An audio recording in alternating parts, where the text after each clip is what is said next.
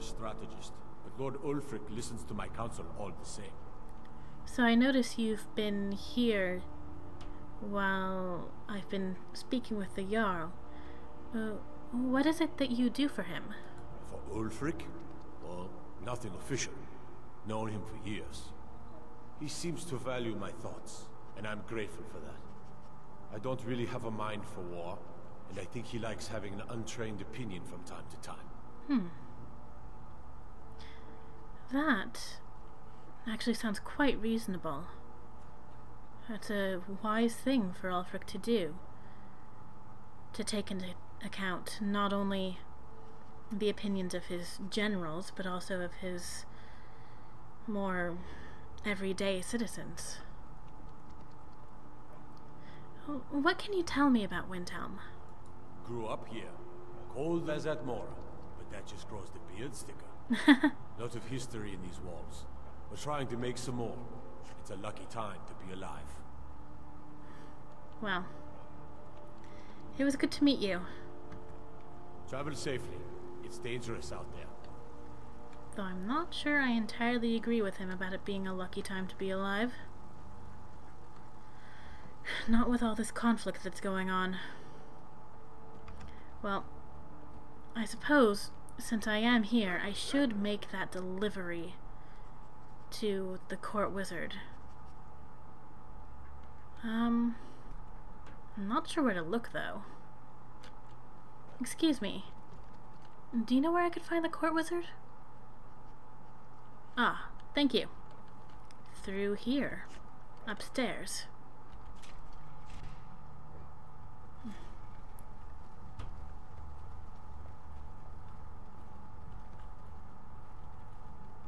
Ah, hello. I'm just here to visit the court wizard. It's no secret the Aretino boy is doing some ritual, trying to call the Dark Brotherhood. But who's going to stop him? Dark Me? Brotherhood? I'll have no part of that. That's not a good sign. I wonder if I should investigate that, or if that would just get me into more trouble. Knowing my luck, probably the latter. Let's go find this court wizard. Not in here.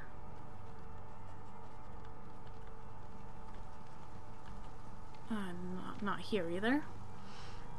Sorry. I mostly deal with petty thievery and drunken brawls. Been too long since we've had a good bandit raid. You sound like my mother. She seems to not exactly enjoy dealing with bandits, but well, she gets bored sometimes. Garm, out of the way. Fine. I'll just... Dog, you need to learn not to just stay in the middle of the path where people are trying to walk. Dogs.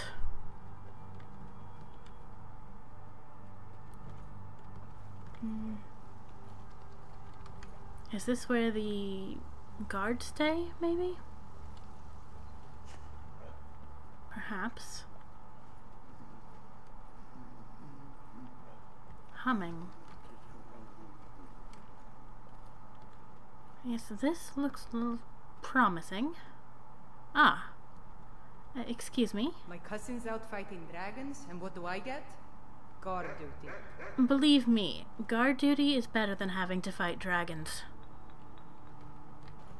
Excuse me, are you the court wizard? Whatever you've heard I can do is probably true. Well, I actually haven't heard much about you, but I have a delivery for you from Hilevi. Ah, yes, the extract. Good.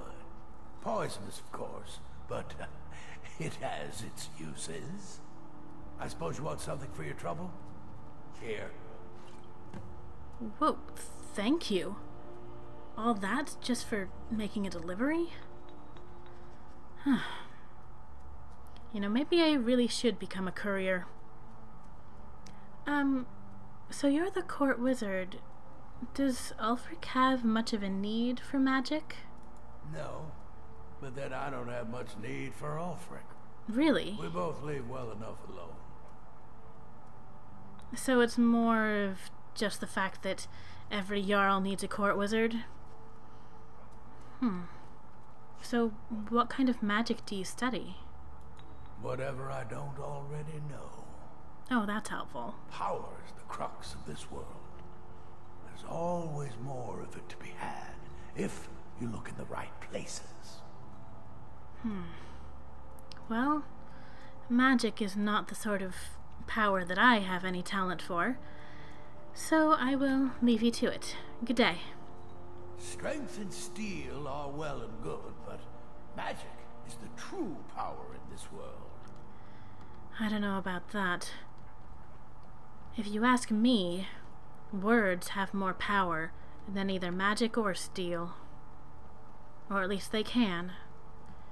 And Ulfric Stormcloak seems to be strong evidence of that.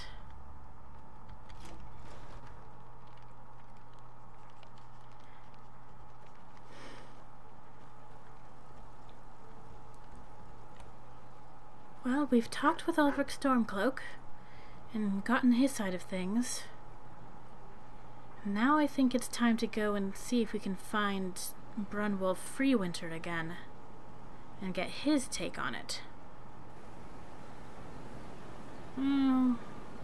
It's snowing. I don't mind the snow that much, as long as I'm not out in it for too long. Oh, good day. I lost my twin sister a while back. I'm Have you sorry. ever lost anyone close? Well, not in the way that you mean. I suppose I could say that I lost my father, but I never knew him, so I can't say that he was close.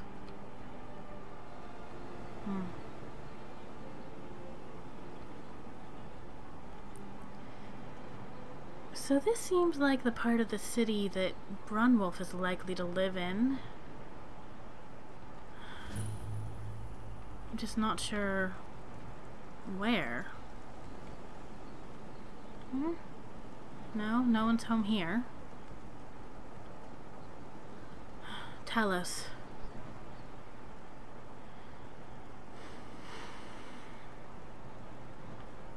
Here? No, doesn't seem anyone's here either.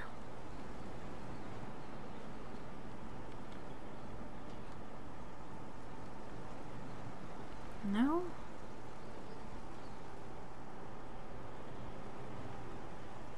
Wait a second. This is where that, what was his name? Something Sadri. Where he said I needed to leave the ring that was stolen that he bought. Oh, I'd better do that while I have the chance. Let's just hope that nobody's inside. Alright, Harald. Let's hope that I can remember what you taught me. Come on. Oh, close. No. No. Ugh, I've got to get this right.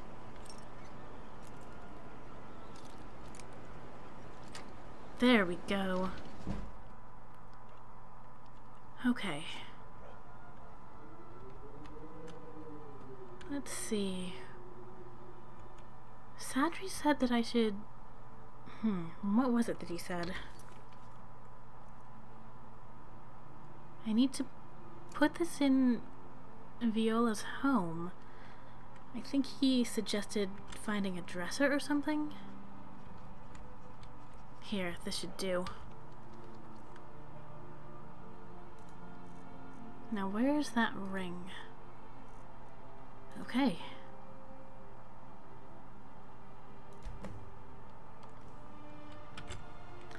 Now, if all goes well, she will find it there before too long and just think that she misplaced it. Come on, let's hope we can get out of here with nobody noticing us hanging around.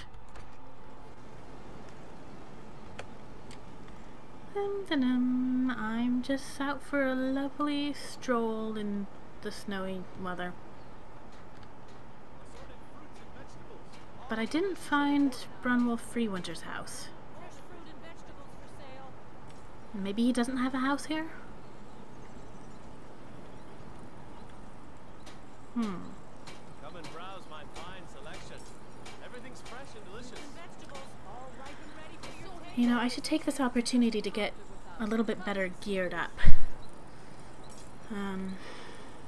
Especially since I want to be a bit better prepared when I next see Rolf Stonefist. I am not leaving this city without a rematch, but this time I need to be ready for it. Let's see what I can do. Everyone says Jorland Greymane is the best smith in Skyrim. I plan to change a few minds about that. Good luck with that. Huh.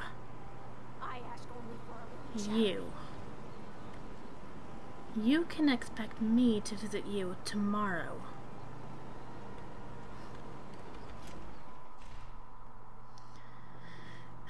I spent most of the evening... Come on in. Let me know if you need anything, or take a seat by the fire and I'll send someone over. Captain!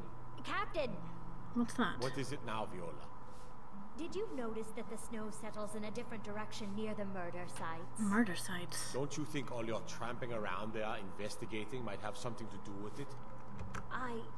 Well, perhaps. But still, it's curious.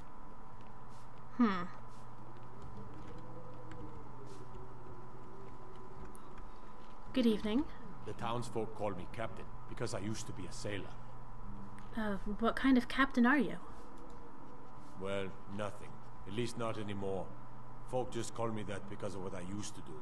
I was a sailor for many a year. I made my coin as a trader, and in time, I bought my own ship. When I retired here in Windhelm, most folk already knew me as Captain Lonelygale, and the name just stuck. Ah, I see. So, you seem to know something about the city. What would you say there is to do here? If you're looking to pass the time, you can give Calixto a few septims and gawk at whatever oddity he's come across. Calixto? If you're in need of goods, there's a market. I've been there. It's a soft bed and a hot meal you're after. There's Candlehearth Hall. And who would you say are the prominent citizens here in Windhelm? There's an author named Adonato staying at the inn. He's published a few works of historical fiction. Yes, I've met him. Clans Shattershield and Cruelsea see most of the gold that passes through the city. And obviously you have Ulfric, the Jarl and future High King. Oh, and that busybody Viola Giordano. She's got her nose in everyone's business, which I guess is one way of being prominent. I see. Well, thank you for giving me a few answers. Fair winds and calm seas. That's an old sailor's parting. Not sure I actually learned much that's useful from him, but oh well. And you? Be on the lookout. The butcher could be around any corner. Okay, what is this about the butcher? After what happened to those other women, I'm worried about my own safety. Is this those murders I've been hearing about? Women murdered time and again, and all the guards care about is the war. I see. It seems like that's all anyone cares about here. I'm sorry, do I know you? No, I don't think so. The war, murders, the mistreatment of the Dunmer. But the war seems to be the thing that most people here care about, above everything else. Garm, come here.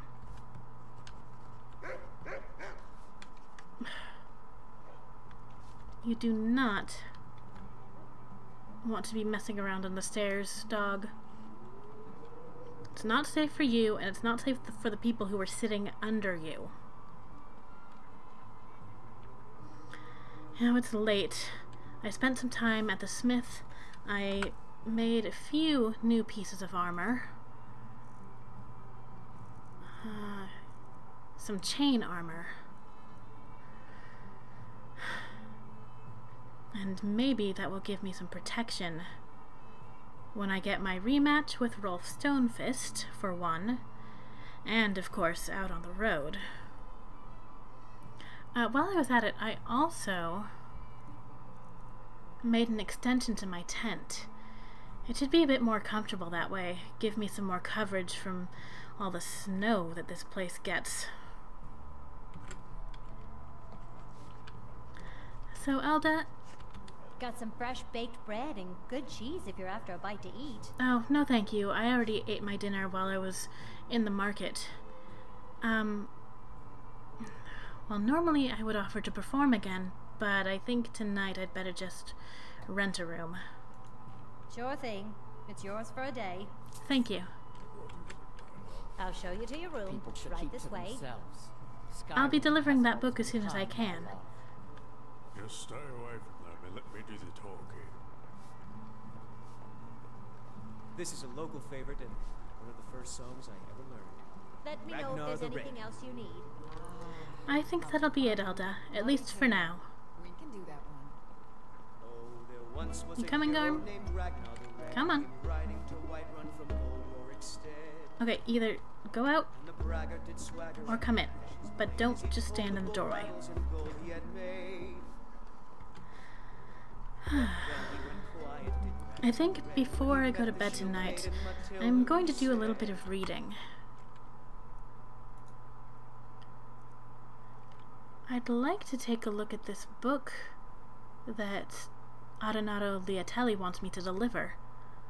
I'm sure he won't mind if I take a look first before I deliver it. Olaf and the Dragon by Adonato Lianetti? Maybe it's a pen name for this book? Not that anyone would not recognize who it was by. One of the more colorful legends in Nord folklore is the tale of Olaf One-Eye and Numenex. Long ago in the First Age, a fearsome dragon named Numenex ravaged the whole of Skyrim. The dreadful drake wiped out entire villages, burned cities, and killed countless Nords. It seemed that no power in Tamriel could stop the monster. This was a troubled time in Skyrim's history, for a bitter war of succession raged between the holds. The Jarls might have been able to conquer the beast if they had worked together, but trust was in desperately short supply. A skillful warrior named Olaf came forward and promised to defeat the beast. In some accounts, he is the Jarl of Whiterun. In other versions of the legend, Olaf promises the people of Whiterun that he will capture the monster if they will name him Jarl. At any rate, Olaf ventures forth with a handful of his most trusted warriors and seeks the beast out, eventually finding Numenex in his lair atop Mount Anthor. Needless to say, it's an epic battle. First, Olaf comes at the dragon with his axe and his shield. Some variants of the legend say that Olaf and the beast battled with blade and claw for days, but were too evenly matched for either to gain an advantage. Most accounts hold that Olaf, perhaps frustrated that his weapons are completely ineffectual against the dragon, finally casts them aside. Giving voice to the rage that has been building within him, Olaf unleashes a terrible shout. Here again the stories diverge. Many accounts hold that Olaf did not realize he had possessed the power of dragon speech. while others suggest that he had long possessed this gift, but wished to test himself against the dragon in martial combat first. Virtually all variations of the legend, however, agree on what happened next. Using the awesome powers of the dragon language, Numenex and Olaf engage in an epic shouting duel atop Mount Anthor. So forceful are their words, they are said to shatter the stone and split the sky. Finally, Numenex collapses from a combination of injury and sheer exhaustion. Somehow, and this detail is conspicuously absent in virtually every account, Olaf manages to convey the dragon all the way back to the capital city of Whiterun. The people of Whiterun are suitably impressed with Olaf's hostage. They build a huge stone holding cell at the rear of the palace, which they rename Dragon's Reach. This enormous cell serves as Numenex's prison until his death. Olaf himself eventually becomes the High King of Skyrim, putting an end to the War of Succession. Presumably, his great deed made him the only leader upon whom all the people could agree, and so the land once again has peace. As a visitor to Skyrim, I find this tale both fascinating and highly entertaining.